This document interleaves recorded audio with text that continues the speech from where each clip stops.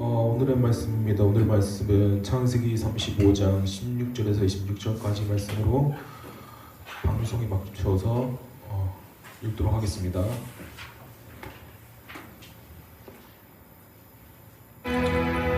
그들이 베델에서 길을 떠나 에브라스에 이르기까지 얼마간 거리를 둔 곳에서 라헬이 해산하게 되어 심히 고생하여 그가 난산할 즈음에 산파가 그에게 이르되 두려워하지 말라. 지금 네가 또 등남하느니라. 그가 죽게 되어 그의 혼이 떠나려 할 때 아들의 이름을 베논이라 불렀으나 그의 아버지는 그를 베냐민이라 불렀더라. 라헬이 죽음에 에브란 곧 베들레헴 길에 장사되었고 야곱이 라헬의 묘에 비를 세웠더니 지금까지 라헬의 묘비라 일컫더라. 이스라엘이 다시 길을 떠나 에델망대를 지나 장막을 쳤더라. 이스라엘이 그 땅에 거주할 때 르우벤이 가서 그 아버지의 첩 빌하와 동침함에 이스라엘이 이를 들었더라. 야곱의 아들은 12이라. 레아의 아들들은 야곱의 장자 르우벤과 그 다음 시므온과 레위와 유다와 이사갈과 스불론이요. 라헬의 아들들은 요셉과 베냐민이며 라헬의 여종 빌하의 아들들은 단과 납달리요. 레아의 여종 실바의 아들들은 갓과 아셀이니 이들은 야곱의 아들들이요. 바단 아람에서 그에게 낳은 자더라. 야곱이 기럇 아르바의 마무리로 가서 그의 아버지 이삭에게 이르렀으니 기럇 아르바는 곧 아브라함과 이삭이 거류하던 헤브론이더라. 이삭의 나이가 180세라. 이삭이 나이가 많고 늙어 기운이 다함에 죽어 자기 열조에게로 돌아가니 그의 아들 에서와 야곱이 그를 장사하였더라.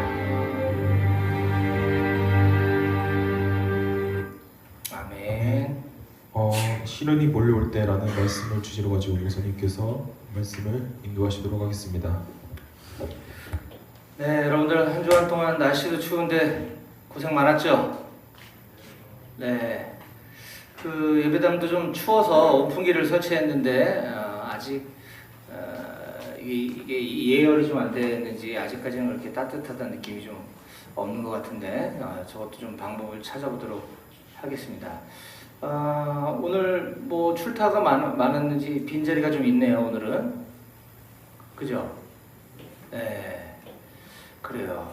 아무튼 우리 이 추운 날씨를 뚫고 또 여기 이병수 근처에 있는 교회까지 예배드리러 나온 여러분들 한 사람 한 사람을 주님의 이름으로 환영하고 축복합니다. 우리 서로 바라보면서 반갑게 할렐루야로 활짝 웃으면서 인사 좀 나눕시다. 할렐루야.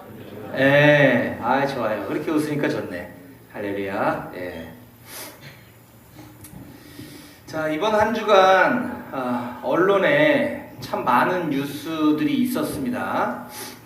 그 중에서 특별히 제 마음을 좀 안타깝고 아프게 했었던 한 뉴스가 있었는데 아마 여러분들도 보셨을지 모르겠지만 제가 대학 다니던 시절 지금으로부터 약 30년 전에 남성 듀오의 그 파워풀한 댄스와 함께 귀에 쏙쏙 들어오는 가사와 멜로디를 가진 가요계에 엄청난 돌풍을 일으켰던 유행했던 가수 팀이 있었습니다. 바로 클론이죠. 클론. 1996년도에 쿵따리 샤바라로 데뷔한 클론. 쿵따리 샤바라 알아요, 여러분? 여러분들도 아는구나. 어떻게 알지? 리메이크 됐나요? 최근에? 그런 건 아닌가요? 그런데도 아직도 알고 있구나. 네, 클론이라는 가수 팀이 굉장히 아주 엄청났었습니다. 클론은 강원래 씨와 구준엽 씨라고 하는 두 남성으로 이루어진 댄스 듀오인데요. 그 중에서도 그 두 분 중에서도 좀 죄송하지만 그 구준엽 씨가 훨씬 더 인기가 많았습니다. 굉장히 남성다운 근육질의 외모에 아주 그 잘생긴 얼굴을 가진 그 구준엽 씨가 인기가 어마어마했었죠. 스킨헤드라고 하죠. 스킨헤드. 이 머리를 빡빡 미는 그것도 어쩌면 좀 선두주자였지 않았나 싶습니다. 그래서 구준엽 씨가 당시에 굉장히 인기가 많다 보니까 해외로도 진출을 해서 대만에서의 그 클론의 위상은 가히 국빈급 대우를 받을 정도였다고 합니다. 그때 대만의 그 톱 여배우인 그 쉬쉬위안과 사귀다가 한 1년 가까이 사귀다가 그때만 하더라도 연예인이 누구랑 사귄다 그러면 그 인기가 떨어지기 때문에 소속사에서는 그걸 금지했었습니다. 이성교제하는 걸 못하게 했었죠. 그래서 극심한 반대로 인해 그 둘은 헤어지게 되었고 이 쉬쉬위안이라고 하는 대만 여배우는 중국인 사업가와 결혼을 하게 되죠. 그 결혼 10년 만에 자녀를 둘을 낳고 그 쉬쉬위안이라는 배우가 이제 이혼을 했다는 소식을 듣자 구준엽 씨는 그녀와 사귀다가 헤어진 지 20년이라는 세월이 지난 2022년 3년밖에 안 됐죠. 3년밖에 안 됐죠.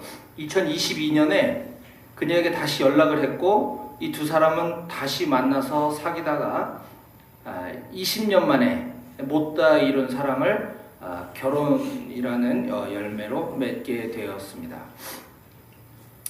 참 구준엽 씨가 그렇게 보면 굉장히 그 로맨틱한 사람인 것 같아요. 그죠? 20년을 기다린 끝에 사랑하는 사람과 결혼에 성공을 하게 되었던 것입니다. 그러나 그런 오랜 기다림 끝에 얻은 행복도 잠시였을 뿐 그리 오래가지 못했는데요. 구준엽의 아내가 된 그 쉬쉬위안, 우리나라 말로 서희원이라고 하는 이분이 바로 지난주 월요일인 2월 3일에 그 일본의 가족여행, 그러니까 친정 식구들과 함께 일본 가족여행을 갔다가 급성 폐렴으로 48세 나이에 갑자기 세상을 떠나게 되었습니다. 너무나 슬프고 안타까운 러브 스토리는 그렇게 막을 내리게 되었던 거죠. 그런데 저는 이 구준엽 씨의 슬픈 러브 스토리보다도 지금으로부터 약 25년 전인, 지금 2025년도니까 정확하게 2000년도에 있었던 이 클론이라고 하는 이 팀의 과거 어떤 사건에 제가 좀 더 주목을 해보려고 합니다. 이 강원래와 구준엽이라고 하는 이 건장한 남성 듀오가 혜성처럼 나타나서 아까 쿵따리 샤바라를 비롯한 여러 히트곡들을 남기며 승승장구하던 중 데뷔한 지 불과 4년밖에 안 된 1996년에 데뷔했으니까 4년 후인 2000년도에 이 강원래 씨가 오토바이를 타고 가다가 불법 유턴하던 차량과 충돌해서 엄청난 큰 교통사고를 당하게 됩니다. 그 결과 하반신 마비, 하반신을 못 쓰게 되고 장애 1급 판정을 받게 되죠. 그때 당시 강원래 씨는 그 김송이라고 하는 여자 가수와 10년 동안 이제 사귀며 연애를 해오던 중이었었는데 결혼도 하기 전에 남자가 하반신 마비가 되면 자녀를 출산하기도 어렵게 되고 정상적인 생활이 불가능하죠.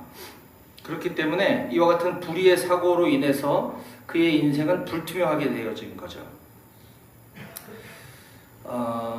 뿐만 아니라 이 클론이라고 하는 댄스 팀도 앞으로 활동을 지속하기란 불가능한 일이 벌어지게 되었던 것입니다. 너무 불행한 사건이었죠. 데뷔한 지 4년밖에 안 됐는데 아까 먼저 그 구준엽이라고 하는 사람의 입장에서 보면 그의 인기가 한창 절정에 올라 있을 때 그는 그 팀의 인기 관리 때문에 소속사의 극심한 반대로 인해 사랑하는 사람과 헤어져야만 하게 되었다고 그랬죠. 거기다 동시에 그가 또 사랑하는 팀 동료인 강원래 씨는 오토바이 교통사고로 평생 휠체어 신세를 져야 하는 상황이 되어버려서 이제는 더 이상 그와 함께 춤을 출 수도 또 클론이라는 팀을 유지할 수도 없게 되어버렸습니다. 구준엽 씨에게는 엄청난 시련들이 몰려오게 되었던 것이죠. 그러면 이번엔 강원래 씨의 입장에서 보겠습니다. 그는 어느 날 하루아침에 자기 두 다리를 잃었고 평생 불구자로 장애인으로 살아가게 되었습니다. 한순간에. 또 이 춤 실력으로 따지자면 구준엽 씨보다 강원래 씨가 더 춤을 잘 췄다 그래요. 그가 그토록 사랑했던 춤도 이제는 더 이상 출 수 없게 되었습니다. 당연히 클론의 인기 떨어질 수밖에 없게 되었고 활동도 못하게 되었죠.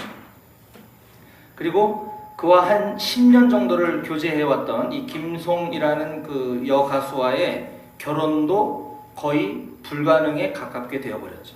강원래에게는 인생의 엄청난 시련들이 한순간에 몰려오게 되었던 것입니다. 오늘 우리가 아까 읽었던 성경 본문 속에 그 야곱에게도 이 클론의 구준엽과 강원래처럼 엄청난 시련이 몰려오게 됩니다. 사치와 향락의 도시 세겜에서 먹고 살만하니까 하나님의 약속을 내팽개치고 그곳에 머물러 앉아 정착해 살려고 했던 야곱에게 어느 날 하나님께서 찾아오셔서 네가 예전에 베델에서 나랑 만났었던 때를 기억해봐라. 그때 네가 나에게 이런 약속을 하지 않았었니? 베델로 다시 돌아가겠다고 하지 않았었니? 라고 하는 약속을 상기시켜 주셨습니다. 지난주 설교 말씀이었죠. 그렇게 하나님을 다시 만나서 하나님의 말씀을 듣고 정신이 번쩍 든 이 야곱은 세겜에 머물러 살려고 했던 욕심을 버리고 세겜을 떠나 하나님과 약속했었던 베델로 올라가기로 다짐하고 이를 실행에 옮깁니다. 그렇게 하나님하고의 관계를 다시 회복하고 하나님 말씀에 적극적으로 순종했음에도 불구하고 야곱에게는 다음과 같은 엄청난 시련들이 연달아 찾아오게 됩니다. 먼저 야곱은 그의 어머니인 리브가의 유모 드보라의 죽음을 맞이하게 됩니다.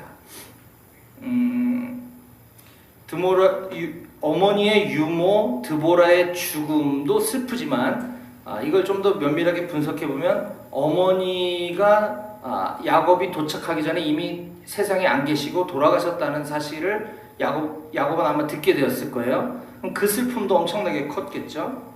게다가 야곱도 앞서 이야기했던 구준엽 씨처럼 그가 그토록 사랑하는 아내 라헬의 죽음을 겪게 됩니다.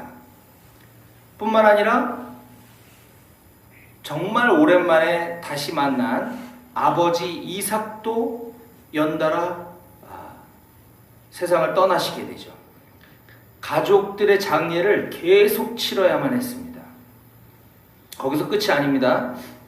야곱은 12명의 아들, 딸이 있었다 그랬죠. 그 중에 첫째 아들인 맏아들 르우벤이 야곱 자기 자신의 성경에 첩이라고 표현했지만 부인이죠. 4명의 부인 중에 마지막 부인인 빌하와 자기 맏아들인 르우벤이 잠자리를 같이 하는 폐륜을 저지르게 됩니다. 야곱으로서는 정말 청천벽력과 같은 일을 경험하게 된 거죠. 이와 같이 야곱처럼 우리도 하나님하고의 관계가 매우 좋고 신앙생활을 열심히 하다가도 하나님의 말씀에 순종하며 열심히 살아가도 이와 같은 시련들이 우리 앞에 계속적으로 밀려오게 될 수가 있습니다. 그럴 때 하나님의 백성인 우리들은 어떤 자세와 태도를 견지해야 하는 것일까? 저는 오늘 성경 말씀을 통해서 그 방법을 함께 찾아보는 시간이 될 수 있기를 바랍니다. 오늘은 창세기 연속 강해 설교 72번째 시간으로서 오늘 우리에게 주신 본문인 창세기 35장 16절부터 29절 말씀을 통해서 시련이 몰려올 때라는 제목으로 하나님께서 오늘 우리에게 주신 말씀을 함께 나누도록 하겠습니다. 시련이 몰려올 때, 오늘 본문 속에서 야곱에게 찾아온 첫 번째 시련은 사랑하는 아내 라헬의 죽음을 맞이하게 되었다는 것입니다. 오늘 본문 16절부터 19절을 제가 읽어드리겠습니다. 그들이 베델에서 길을 떠나 에브랏에 이르기까지 얼마간 거리를 둔 곳에서 라헬이 해산하게 되어 심히 고생하여 그가 난산할 즈음에 산파가 그에게 이르되 두려워하지 말라. 지금 내가 또 등남하느니라 하매. 자, 일단 야곱은 그가 가장 사랑하는 아내가 라헬이었다 그랬죠. 야곱에게 4명의 아내가 있었다 그랬습니다. 근데 12명의 자녀를 생산하는 동안 내가 가장 사랑했던 라헬은 가장 늦게 요셉이라고 하는 아들 하나밖에 낳지 못했어요. 그래서 라헬은 언니처럼 다른 종들처럼 자기도 남편의 아들을 더 낳기를 간절히 원했습니다. 자, 그러다가 이제 둘째 라헬의 입장에서는 두 번째 아들을 지금 낳으려고 하는 그 순간에 해산하는 고통이 너무 심했다. 그러다 보니까 출산이 원만하지 않았다. 난산할 즈음에 라는 표현을 쓰고 있습니다. 자, 계속 봅니다. 18절. 그가 라헬이 죽게 되어 아이를 낳다가 지금 죽게 됐다는 거예요. 그의 혼이 떠나려 할 때에 아들의 이름을 베노니라 불렀으나 그의 아버지는 그를 베냐민이라 불렀더라. 라헬이 죽음에 에브랏 곧 베들레헴 길에 장사되었고, 게다가 라헬은 야곱 그 일행은 야곱 가족은 지금 어디 머물러 정착하고 있는 것이 아니라 이제 하나님과 약속했던 베델에서 하나님을 예배하고 거기서 본인의 신앙을 다시 가다듬은 다음에 이제 고향, 부모님이 계시던 고향으로 지금 가는 도중에 이런 일이 벌어진 겁니다. 길에서 자녀를 낳고 라헬은 사망을 하고 이런 일이 벌어졌기 때문에 라헬은 19절에 보니까 에브랏이라고도 하고 베들레헴이라고도 하는 그 가는 길에서 그냥 대충 장사를 치를 수밖에 없었다라고 하는 것이죠. 자, 야곱은 베델에서 하나님을 다시 만났고 그가 하나님을 떠나 살았던 삶에 대해서 후회와 회개를 한 다음에 하나님을 경건하게 예배하고 하나님으로부터 약속을 다시 재확인 받음으로써 야곱은 이제 드디어 마음이 평안해질 수 있었습니다. 그렇게 베델을 떠나 부모님의 고향 에브랏 곧 베들레헴으로 가던 도중 그 근처에 이르렀을 때 사랑하는 아내 라헬의 죽음을 맞이하게 되었던 것이죠. 야곱은 아내가 죽어가면서 낳은 아들의 이름을 베노니라고 하는 이 슬픔의 의미에서 베냐민이라고 하는 이름으로 바꿔 부름으로써 아내를 잃은 슬픔을 대신해서 아들을 얻은 기쁨과 감사로 다시 스스로 회복하는 모습을 보여주고 있습니다. 우리의 삶에도 어쩌면 이와 같이 불행과 기쁨 또 슬픔과 감사가 공존하는 일들을 종종 겪게 될 수 있습니다. 설사 그렇지 않다 하더라도 하나님 아버지께서는 우리들이 슬픔과 깊은 시련에 빠져 있을 때 결과적으로 인생의 기쁨과 감사를 회복시켜 주시는 분이 우리 하나님 아버지이심을 반드시 믿으시기 바랍니다. 아멘. 네. 다음으로 야곱에게 찾아온 정말 참담한 두 번째 시련이 찾아옵니다. 앞서 얘기했던 그의 큰아들 르우벤이 엄청난 짓을 저지르게 되는 거죠. 22절입니다. 이스라엘이 그 땅에 거주할 때에 여기서 이스라엘은 이제 야곱을 너 이름을 더 이상 야곱이라 부르지 말고 이스라엘이라 하겠다 하고 하나님이 주신 새 이름이죠.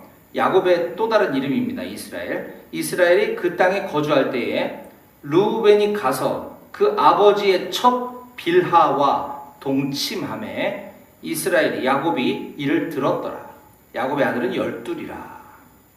이제 베냐민이 태어났으니까 12이 된 거죠. 10이나 밀려. 이제 하나님께서 친히 계명시켜 주신 야곱의 새 이름 이스라엘이라는 이름으로 야곱이 언급된 걸 보았죠.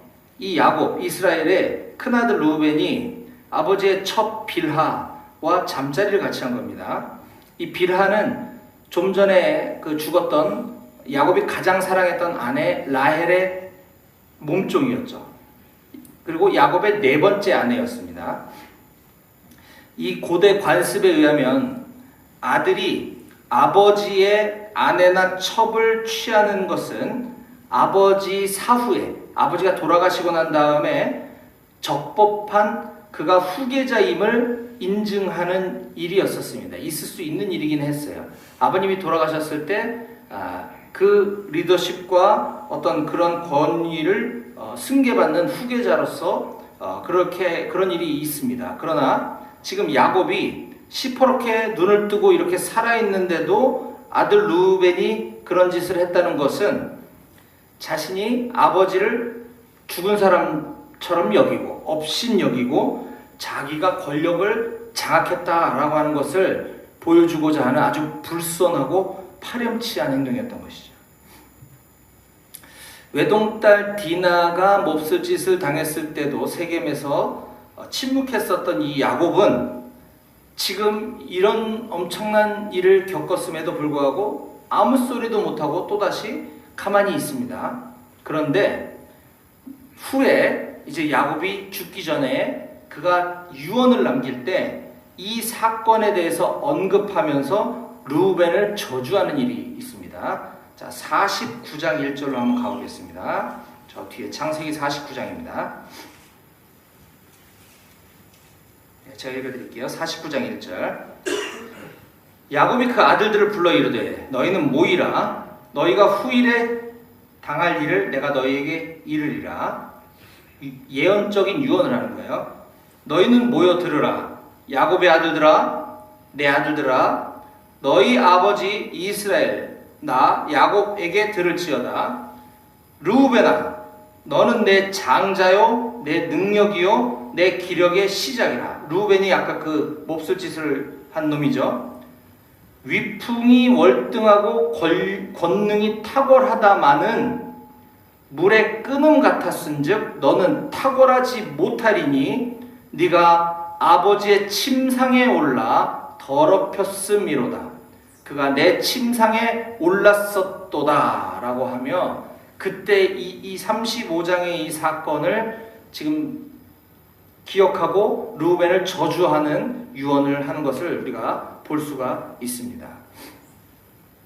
그렇게 마침내 야곱은 아버지 이삭이 살고 계신 이제 헤브론에 도달을 하게 되고 그 지긋지긋한 나그네 생활도 이제 청산을 하게 됩니다. 그러나 애석하게도 그곳에서 그렇게 힘들게 내 아버지 집에 도착했을 때 야곱은 아버지의 임종을 보게 되죠. 자, 다시 본문 35장 27절 가봅니다. 35장 27절. 야곱이 기럇 아르바의 마므레로 가서 그의 아버지 이삭에게 이르렀으니 기럇 아르바는 곧 아브라함과 이삭이 거류하던 헤브론이라. 이삭의 나이가 180세라. 이삭이 나이가 많고 늙어 기운이 다함에 죽어 자기 열조에게로 돌아가니 그의 아들 에서와 야곱이 그를 장사하였더라. 이렇게 야곱이 헤브론에 도착했을 때 어머니 리브가에 대한 행적은 전혀 성경이 언급하고 있지 않습니다. 아버지 이삭이 죽었는데 장례를 두 아들 에서와 야곱이 치렀다라고 얘기하면서 어머니 리브가에 대한 이야기는 일체 언급되고 있지 않아요. 오히려 지난주에 나눴던 35장 8절 말씀에서 리브가의 유모가 죽었는데 그 유모의 죽음에 대해서 많은 이들이 애도했다라고 기록하고 있죠. 이런 것들을 다 종합해 볼 때 야곱의 어머니 리브가는 야곱이 다시 고향으로 돌아오기 전에 먼저 돌아가셨던 것임을 우리가 알 수 있는 것이죠. 그러니 이 야곱의 슬픔과 상실감은 이루 말할 수 없이 컸을 것입니다.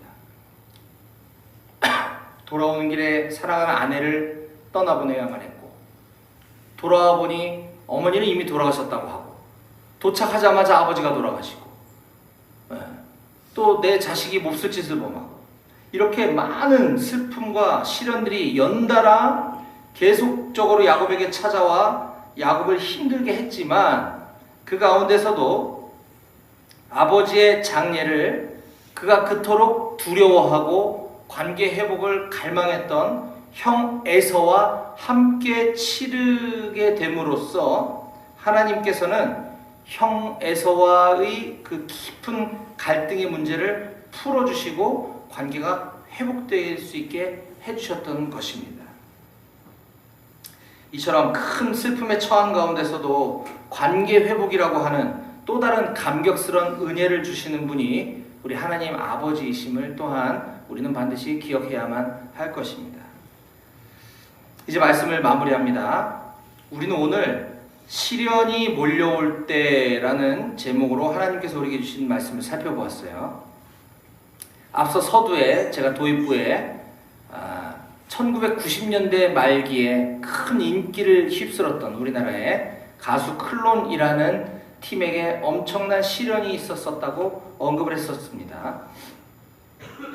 오토바이 교통사고로 하반신 불구가 되고 장애인 1급 판정을 받고 이렇게 인생이 송두리째 무너져버린 한 남자에게 10년 동안 사귀어왔던 여자친구가 무슨 소용이 있겠습니까? 그러나 그런 강원래 씨에게 놀라운 반전이 일어나게 됩니다. 아까 2000년도에 오토바이 교통사고를 당하고 그와 교제했던 여가수 김송이라고 하는 이 여인이 이 하반신 불구 1급 장애인이 된 강원래 씨와 헤어지지 않고 사고가 발생한 바로 그 다음 해인 2001년에 혼인신고를 하게 됩니다. 그리고 2년 뒤인 2003년에 정식으로 결혼식까지 올리게 되죠. 참으로 엄청난 사랑이라고 볼 수밖에 없을 것입니다. 천사가 아니고 어떻게 그럴 수 있을까? 라는 생각을 저는 그때 당시에 했었던 기억이 있습니다. 그래서 제가 이 김송이라고 하는 이분이 모 언론사와 인터뷰한 기사를 한번 찾아봤어요. 김송 씨는 많은 사람들이 자신을 천사 같다고 칭찬해주고 자기 자신도 스스로 처음에는 나의 그 사랑의 힘을 믿고 강원래를 곁에서 간병해줄 평생 간병하며 살아갈 자신이 있었다고 합니다. 그런데 점점 매일 반복되는 그와 같은 삶이 그에게는 너무 힘들어지기 시작했다는 거예요. 왜 그렇지 않겠습니까? 남들은 자신을 천사 같다고 이렇게 이야기하지만 정작 본인은 자기 힘과 자기 노력으로 살아보고 사랑해보려고 하다 보니 강원래에 대한 사랑은 점점 식어져 가고 오히려 보상심리, 내 인생이 이게 뭐야? 저 사람 때문에 내 인생이 이렇게 됐어 라고 하는 일종의 보상심리와 남편에 대한 원망이 몰려와서 하루하루의 삶이 정말 지옥 같았다라고 훗날 그때를 회상하는 것을 제가 볼 수 있었습니다. 그 무렵 엎친 데 덮친 격으로 김송 씨는 친정엄마까지 급성 말기암으로 7개월 동안 투병하시다가 소천하시는 일이 발생했습니다. 본래 불교 신자이셨던 이 친정어머니께서 후에 예수님을 믿으시고는 딸 김송에게 유언으로 꼭 너도 하나님 믿고 교회를 다니라 라고 유언하셨다고 합니다. 그때부터 김송은 교회를 찾아다니기 시작을 했고 그러다가 분당에 있는 어느 교회에서 그때 목사님이 누가복음 5장 32절의 말씀 내가 의인을 부르러 온 것이 아니요 죄인을 회개시키러 왔노라 라고 하는 이 예수님의 말씀을 듣고 눈물이 나며 회개하고 예수님을 구주로 받아들였다라고 회상하고 있습니다. 자신은 자기가 의인이라고 생각하고 살아왔는데 내가 의인을 부르러 온 게 아니라 죄인을 회개시키러 왔다라고 하는 이 예수님의 가르침을 들었다는 거지. 남들도 자기 자신을 다 의인 같다, 천사 같다라고 이야기했지만 본인의 삶은 정작 지옥 같았는데 이건 내 자신이 죄인이었기 때문이구나 라고 하는 사실을 깨닫게 됐다는 거예요. 그래서 나에게 예수님이 필요한 것이구나 라는 걸 깨닫게 됐다는 거죠. 이제 더 이상 나는 스스로 천사 프레임에 얽매여 살아가지 않아도 되는구나. 이젠 더 이상 착한 사람병, 착한 아이 컴플렉스에 걸린 채로 인생을 살아가지 않아도 되는구나 라는 것을 깨닫고 비로소 자유해질 수 있었다고 고백하고 있습니다.